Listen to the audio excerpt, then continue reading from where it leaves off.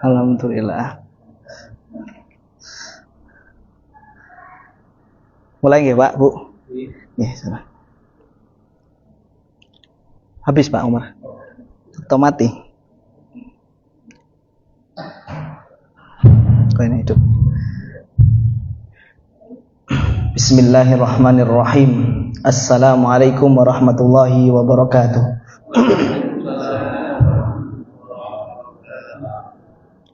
Alhamdulillah. Alhamdulillahi rabbil alamin. Wassalatu wassalamu ala asyrafil anbiya'i wal mursalin wa ala alihi wa ashabihi tayyibin at-tahirin. Allahumma inna nas'aluka rizqan tayyiban wa ilman nafi'ah wa amalan mutaqabbala. Allahumma iftah lana hikmataka wanshur alaina rahmataka min khazaini rahmatika ya arhamar rahimin. Bapak-bapak, ibu-ibu, monggo sareng-sareng kita wiwiti pengaosan ing dalu menika dengan bacaan basmalah. Bismillahirrahmanirrahim. Niki suara kula jelas ya? Nggih, jelas ya. Memang nggih. Memang beberapa hari ini kula bed rest. Jadi tadi agak lama karena naik mobil. Saya berangkat itu 3:30. Sampai sini jam 6. Luar biasa ya. Biasa kalau naik motor agak nyantai. Naik motor jam 4 sampai sini 5:30, jam 6 kurang. Nah kalau sore itu kan pada pulang kerja itu kan biasanya agak padat. Ya, semoga bisa didengarkan dengan jelas nih insyaallah. Kemarin kita bahas nopo Pak, Bu? Apa? Napa Bu? Hajar. Apa Bu? Bu Tino nyatet soalnya. Bu Tino rajin nyatet. Apa itu hajar Bu Tino? Ya. Jadi larangan seseorang untuk mengelola hartanya. Ada 6 tuh yang nggak boleh nggih. Ada anak kecil, ada orang gila, ada orang yang suka menghambur-hamburkan hartanya. Ini sengaja saya ulang soalnya kemarin Bu Rina nggak datang. Terus apa lagi? Yang keempat, ya orang yang sakit keras dan tidak diharapkan kesembuhannya atau yang sekarat, maka dia tidak boleh menginfakkan lebih dari 1/3 hartanya. Kemudian apa lagi? Budak. Satu lagi belum, orang yang terlilit hutang. Nah itu masih di bab yang sama Bapak Ibu sekalian. Ini tentang as-sulhu. Sulhu itu secara bahasa damai. Sederhananya adalah penyelesaian suatu tuntutan atau perkara secara kekeluargaan. Jadi ini secara umum ya, nggak hanya masalah ekonomi, tapi karena ini pembahasannya tentang ekonomi, maka nanti saya akan bahas beririsan dengan masalah ekonomi. Tapi as-sulhu, perdamaian itu apa? Cangkupannya sangat luas. Intinya apa? Penyelesaian suatu perkara, tuntutan dengan kekeluargaan, tidak sampai ke ranah formal atau pengadilan. Itu. Nanti kalau dalam konteks sengketa ekonomi itu biasanya biasanya ada yang tahu mboten? Lembaga arbitrase. Oke, kalau bacakan matanya dulu. Bismillahirrahmanirrahim. Qala al-musannifu wal muallifu rahimahumallahu taala, nafa'anallahu bihi wa bi 'ulumihi fid dharain amin. Faslun wa yasihhu sulhu ma'al iqrar fil amwali wa ma afdha ilaiha. As-sulhu, damai, perdamaian itu sah. Nah, dalam istilah fikih nanti kalau disebut yasihu, sah berarti ada lawannya sah nopo? Batal. Nah, jadi ingat-ingat, kalau ada yang dinamakan sah berarti bisa batal. Maka sahnya kenapa? Nanti mal iqrar dengan pengakuan. Jadi seorang terdakwa Pak, ini bahasanya tak ganti aja lah. Orang yang kemudian mengakui bahwa dia itu melakukan sesuatu, itu adalah namanya ikrar. Misal contohnya ada orang si A ditagih, kamu utang ya sama saya? Iya, saya utang. Berarti itu pengakuan gitu. Atau misal kemarin jual beli salam. Jual beli salam itu kan berarti barangnya dulu apa duitnya dulu? Duitnya dulu, barangnya terakhir. Maka ketika seorang pembeli ngasih uang, kemudian ditagih. Nah, ketika ditagih penjualnya bilang iya, itu berarti pengakuan. Nah, gampangnya seperti itu. Fil amwali wa ma afdha minha wa ma afdha ilaiha. Jadi yang disebut as-sulhu itu adalah pengakuan seseorang pada harta dan apa-apa yang kemudian mendatangkan harta. Nah, di sini secara simpelnya adalah contohnya kisos. Kisos itu adalah misal seseorang terbunuh, kemudian keluarganya atau ahli warisnya itu ketika si pembunuh tadi punya potensi untuk tidak dibunuh atau tidak dikisos. Dengan cara apa? Menukar dengan harta. Atau kalau dalam Islam itu ada namanya ya tadi kisos ya. Misal orang matahkan tangannya orang gitu. Nah, kasus yang terupdate itu kan ada seseorang yang kemudian naudzubillah diseksa, kemudian sampai buta dan sebagainya. Itu bisa dituntut kisos itu. Mata tukar mata. Misal gigi tukar gigi. Tapi kalau misal si korban atau keluarga membuka opsi lain atau memaafkan, bisa nanti diganti dengan kompensasi uang yang disepakati. Misal kamu lalai, kamu merusak gigi saya, misal saya nggak terima, kamu harus giginya harus dipatahin genti gitu misal. Gimana kalau ditukar dengan uang? Oke, ditukar berapa? Misal 50 juta. Oke, kalau deal berarti si pelaku tidak dikisos tapi ditukar dengan apa tadi? Uang. Itulah namanya as-sulhu, perdamaian gitu misalnya. Dan kata Allah apa? As-sulhu khair. Perdamaian itu baik. Dan di sini Kanjeng Nabi Shallallahu alaihi wasallam bersabda, as-sulhu jaizun bainal muslimin. Damai itu pada hakikatnya diperbolehkan di antara kaum muslimin. Maksudnya damai itu dianjurkan oleh Allah, oleh Kanjeng Nabi di antara kaum muslimin. Illa sulhan harram halalan au ahalla haraman, kecuali bahwa perdamaian itu menghalalkan yang Allah haramkan atau mengharamkan apa yang Allah halalkan. Contoh, oke, aku mau damai, tapi kamu harus minum miras dulu. Nah, nggak boleh. Dia maunya damai, tapi memberikan syarat yang di Allah haramkan. Atau misal, boleh kamu damai dengan aku, tapi belikan aku babi. Nggak boleh juga, karena dia meminta damai dengan sesuatu yang syarat yang diharamkan Allah. Itu seperti itu. Wal muslimuna ala syurutihim. Dan seorang muslim itu terikat atas apa yang dipersyaratkan. Illa syartan harram halalan, kecuali syarat yang mengharamkan yang Allah halalkan, au ahalla haraman, atau yang menghalalkan yang haram. Saya kasih contoh yang mudah saja. Seorang istri atau calon istri itu ketika ingin menikahi laki-laki, dia harusnya kan ketika nanti menikah dia ikut suaminya kan, secara normalnya seperti itu.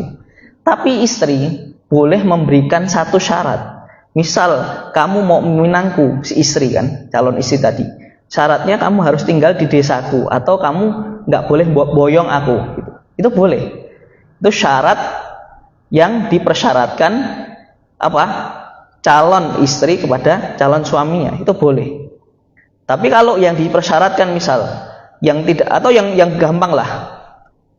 Aku mau kamu nikahi asal kamu jangan poligami. Nah, itu boleh juga. Poligami boleh mboten? Boleh. Ketika istri memberikan syarat itu boleh nggak? Boleh. Kalau suaminya mengiyakan, ya berarti harus dijaga syarat itu.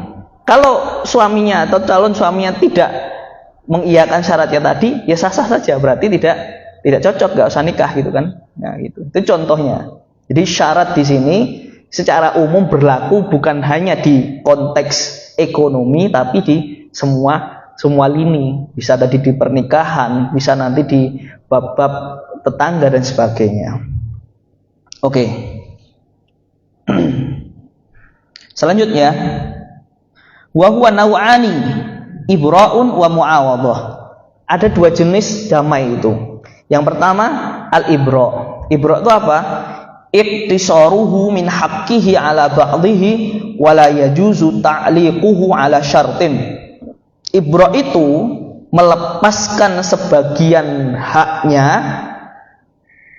melepaskan sebagian hak dari orang yang pendakwa tadi, dan tidak boleh disyaratkan atau digantung dengan syarat. Nah, maksudnya seperti apa? Contohnya gini, ada orang, sebut saja di sini siapa ya namanya, sebut saja si Anas. Anas itu utang 10 juta, udah 6 bulan jatuh tempo ditagih, kemudian dia nggak punya uang. Habis itu, wah ini orang ini susah nih, ini nggak ada yang namanya Anas di sini Pak. Nah, si Anas sih susah nih, kalau ditagih ini susah nih. Terus gimana yang dilakukan oleh si Nur? Nah ini Nur ini yang menagih tadi. Ya sudah, si Nur ini tadi, ya udah kamu punya uang berapa? 5 juta. Ya sudah, 5 juta sini, 5 jutanya itu ibra'. Jadi damai dengan apa? Merelakan sebagian daripada apa? Haknya. Harusnya kan kalau utang 10 juta dibayar 10 juta. Nah, karena orang ini tidak punya uang, udah jatuh tempo, dan mungkin ini juga tahu nih, wasi Anas ini mungkin lagi kena musibah atau barangkali lagi apes gitu kan, dalam tempo yang sudah ditentukan kok belum bisa bayar, maka si Nur tadi ya sudah mengambil sebagian daripada haknya, daripada nanti ribut, daripada nanti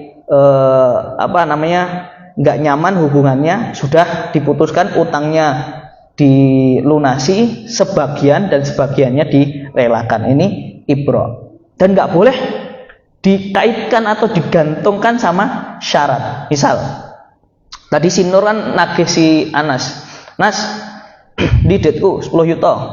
Waduh, aku lagi duwe 5 juta ini. Ya wis, tak relake 5 jutane, sesok nek aku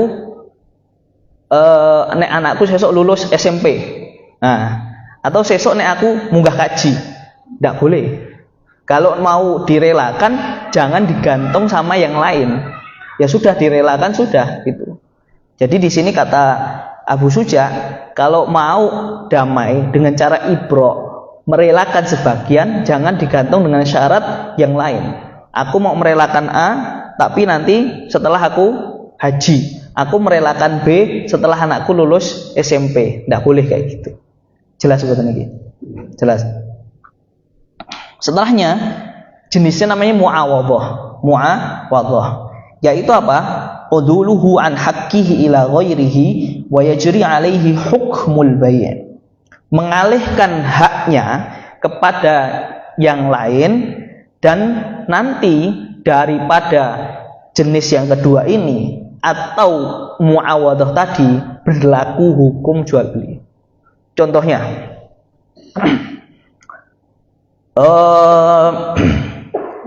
misal Nur lagi aja lah. Si Nur tadi jual HP sama Kholis. Kemudian dalam waktu tertentu, atau saya jual ke Nur HP dalam tempo 1 tahun. Nah, setelah 1 tahun saya tagih, kekurangan daripada handphone tadi. Misal HP yang terbagus apa sekarang, misal Samsung S26 misal, atau iPhone apakah, iPhone 17 Pro Max apakah, 20 juta misal. Saya tagih, mana kekurangan cicilan HP-mu ini sudah jatuh tempo. Terus kata Nur, waduh, saya belum punya uang, tapi saya punya kambing. Nah gitu. Boleh nggak itu nanti kemudian ditukar selisihnya dengan kambing tadi? Boleh. Atau misalnya HP-nya kurang 10 juta tadi, tapi dia punya barang yang lain, misal sepeda motor gitu. Nah ini nanti berlaku hukum apa? Jual beli. Ternyata kok ketika selisih utangnya tadi ditukar sama motor, lah kok baru 3 hari motornya dipakai rusak, itu nanti ada khiyar. Khiyar apa? Syarat apa aib? Rusak kok. Aib. Berarti si yang memberi hutang boleh mengembalikan kepada yang berhutang tadi. Gitu.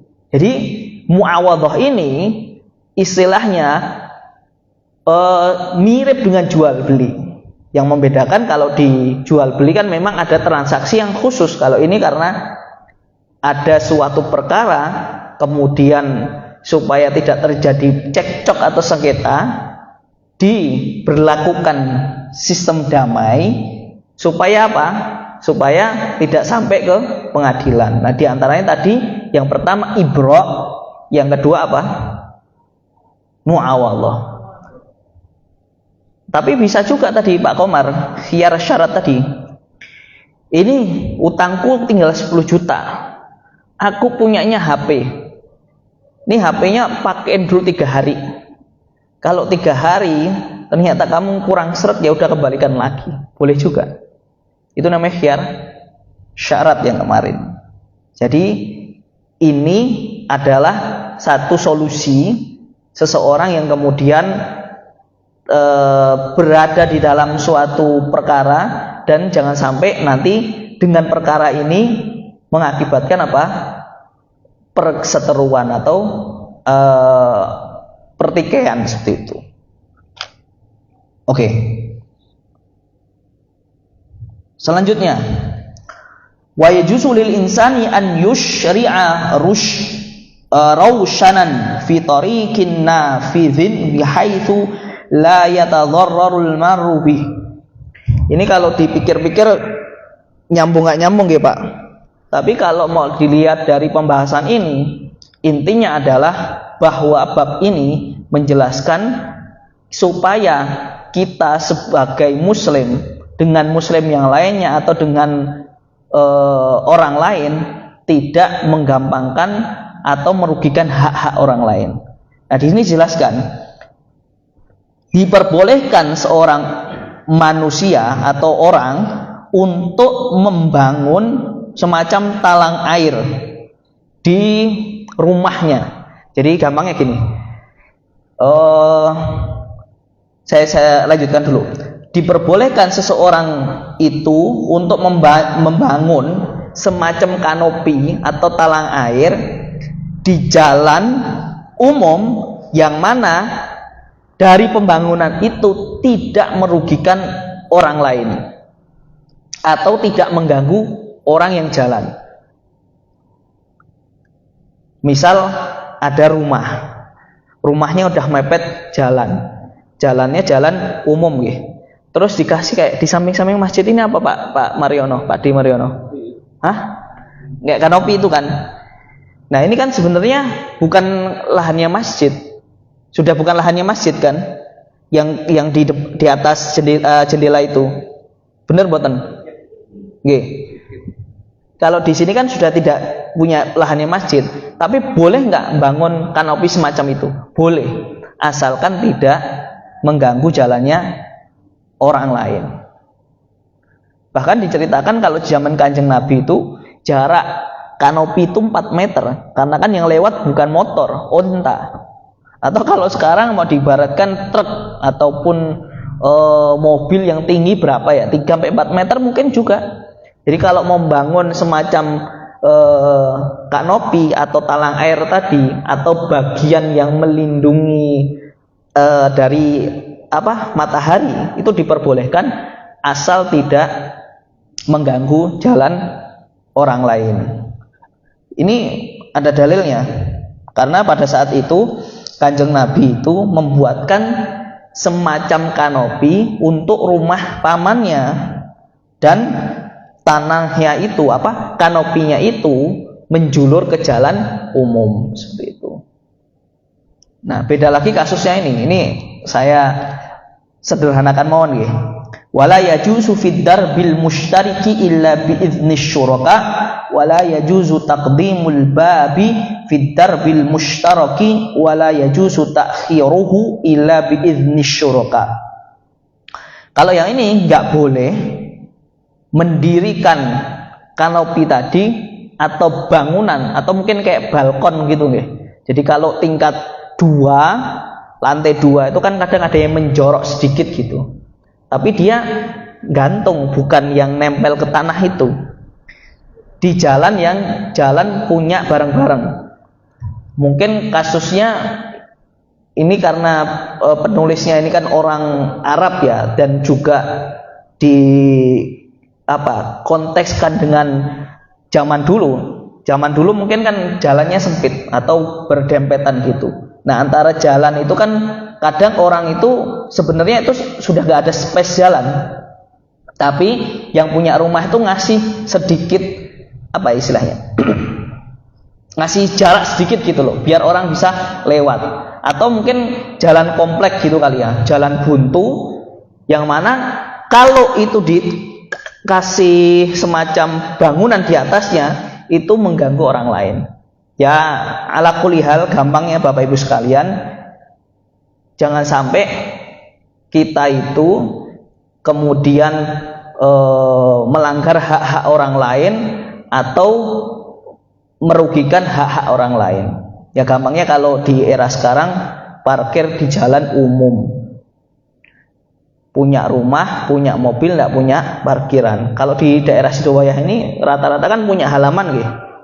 Kalau ada kendaraan bisa dimasukkan, atau kalau ada jemuran tidak ke jalan umum. Kalau di perumahan mungkin yang jalannya sempit ataupun rumahnya berdempetan, itu rumahnya satu, mobilnya tiga-tiganya di luar, padahal sempit. Nah, itu merugikan. Oke, kalau ada tamu sesekali boleh, tapi kalau dia setiap hari itu namanya merugikan. Nah, ini yang dimaksudkan oleh penulis supaya seseorang itu jangan sampai merugikan ataupun mengambil hak-hak orang lain dengan sadar ataupun tidak sadar. Izin minum nggih, Bu.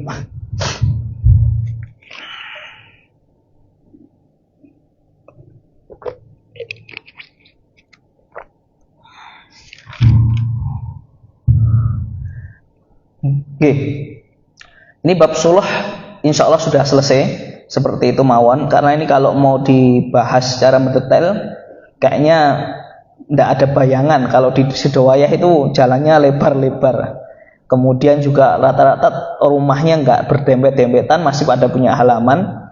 Dan ini konteksnya mungkin di zaman dulu, dan secara intinya agar semuanya menjaga keharmonisan antar tetangga, antar satu dengan yang lainnya. Saya lanjutkan mawon. Atau mau ditanyakan dulu tentang masalah sulh? Nah, ini mungkin ada konteks yang lain deh, masalah sulh saya tambahkan sedikit.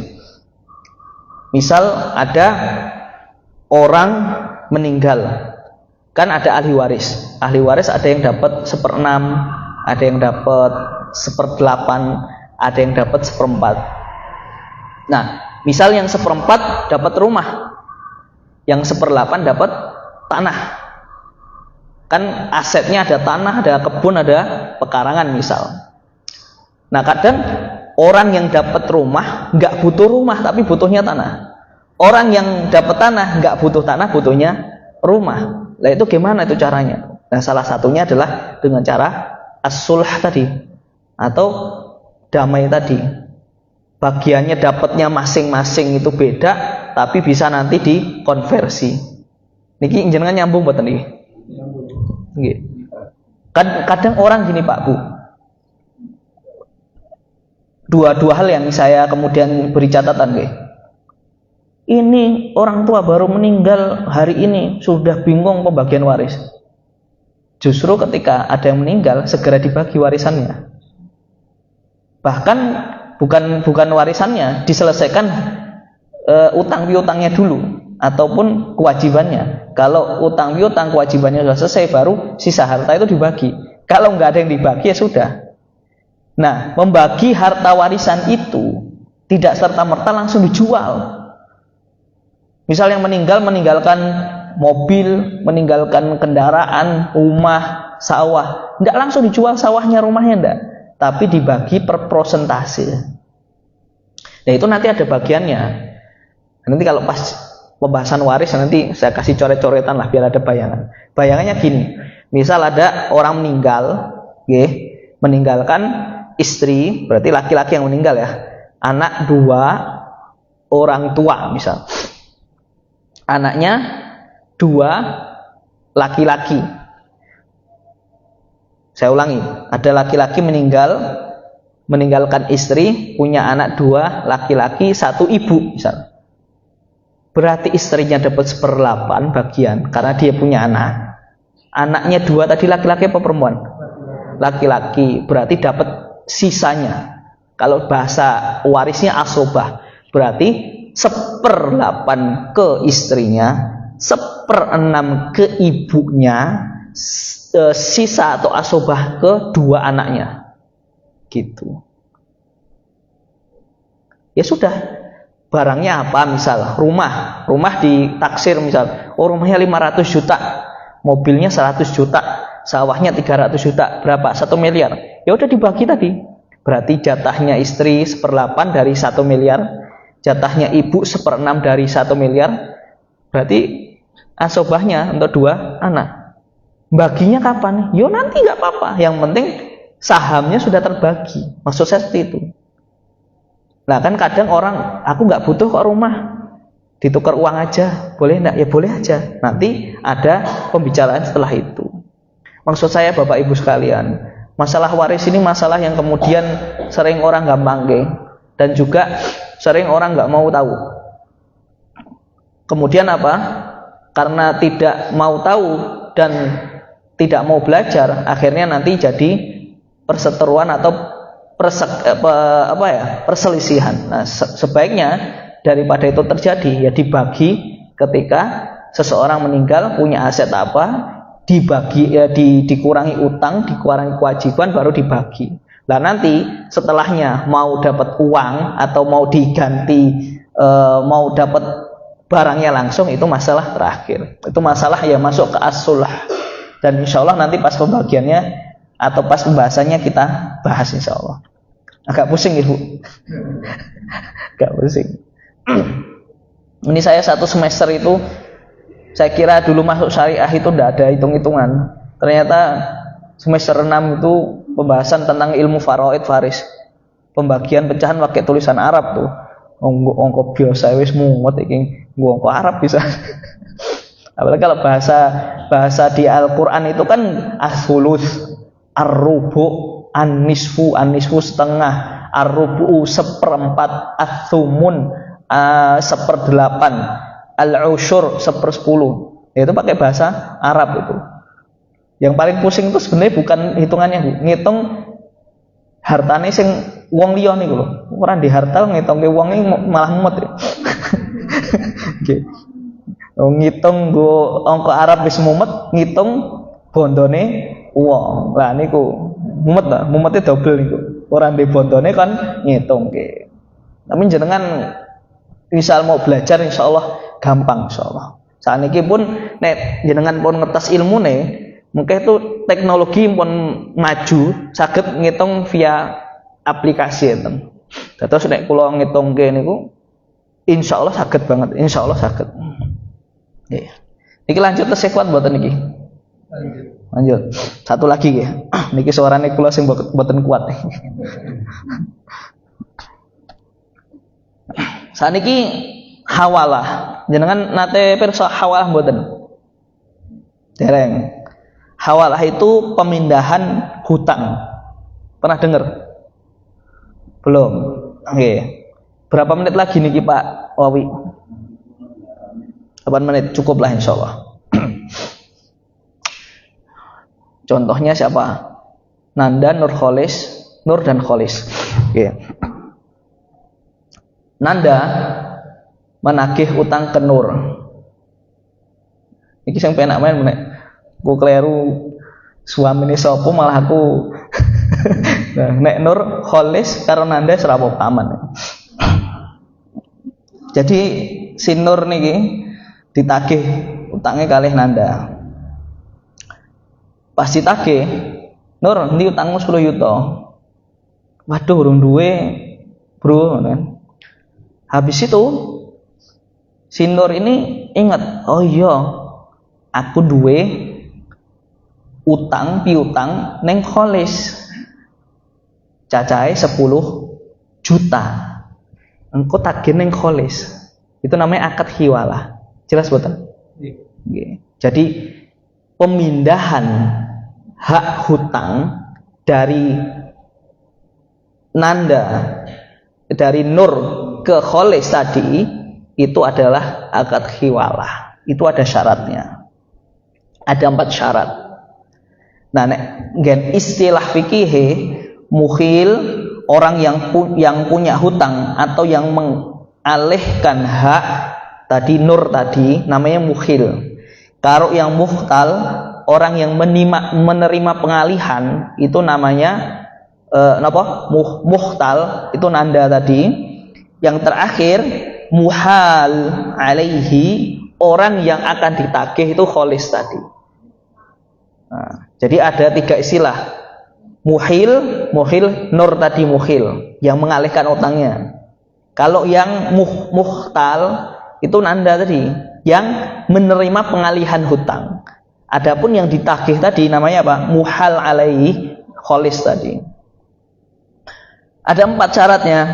Yang pertama ridhol mukhil, ridhonya orang yang punya hutang atau yang mengalihkan hak. Yang kedua qabulul muhtal, orang yang menerima pengalihan itu menerima. Jadi kalau misal Nur mengalihkan hutangnya ke Kholis, saya nggak terima, ya berarti itu akadnya nggak sah.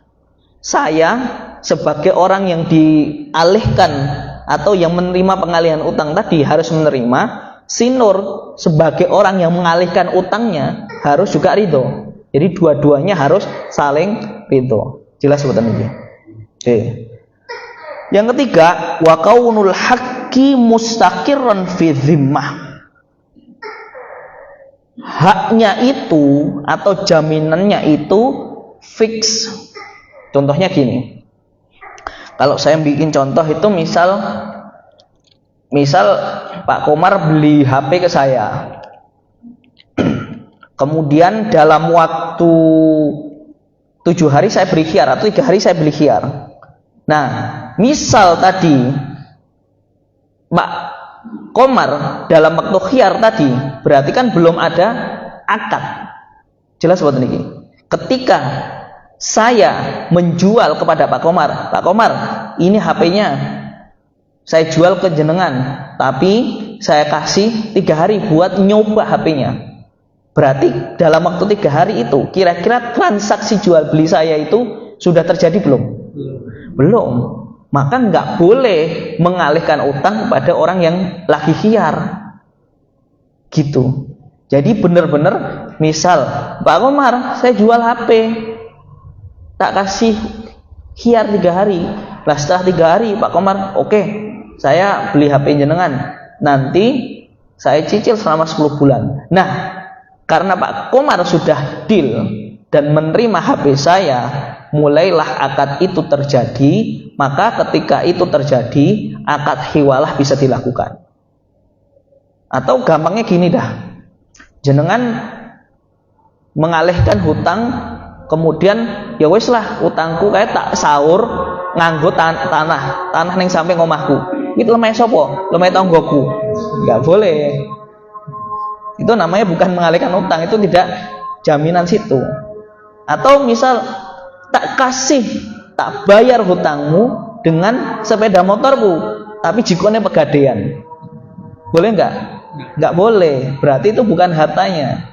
Jadi yang merupakan hartanya itu yang benar-benar sudah akad atau dalam tanggungannya.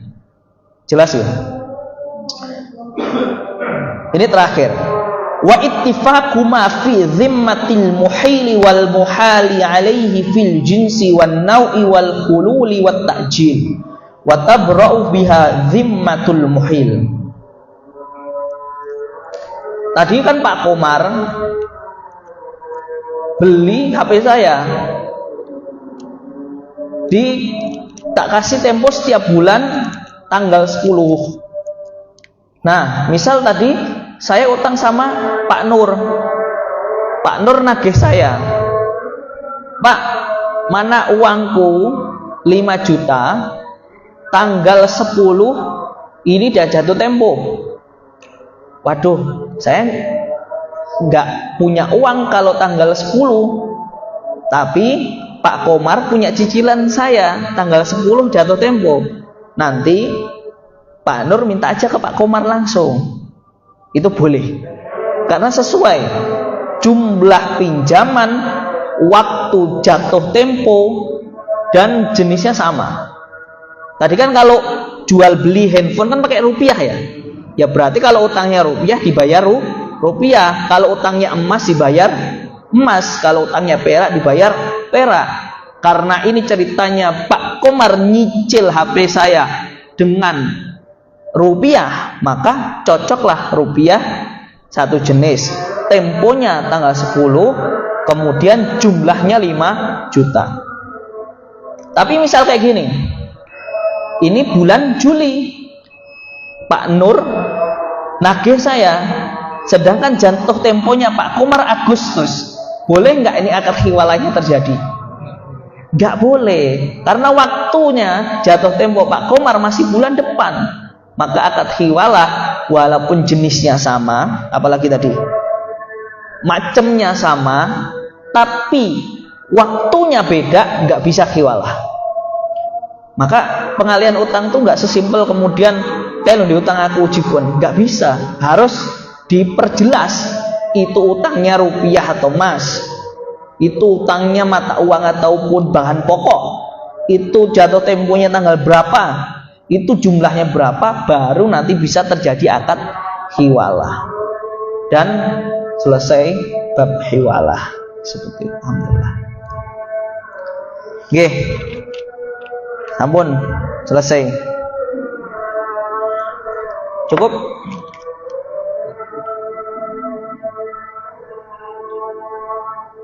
Yang kemarin misal orang menitipkan uang wallah alam, nih saya coba untuk kasih solusi. Kalau dari awal tidak ada izin kepada orang yang meminjamkan uang untuk menggunakan uangnya, sebaiknya jangan. Tapi kalau ada izin seseorang, misal Pak Komar kemarin dititipi uang 5 juta dan Pak Komar meminta izin kepada orang yang menitipkan uang tadi untuk menggunakan, untuk mengembangkan atau untuk dijadikan modal, dan yang menitipkan ridho, maka boleh. Maka kembali ke akad awal. Kalau akad awal tidak ada perjanjian untuk menggunakan uang tersebut, maka sebaiknya tidak digunakan. Seperti itu. Wallahu a'lam. Ada istilahnya tapi kayaknya istilahnya kok penting. Cukup nggih. Nggih, matur suwun. Subhanakallahumma wa bihamdika asyhadu an la ilaha illa anta astaghfiruka wa atubu ilaik. Assalamualaikum warahmatullahi wabarakatuh.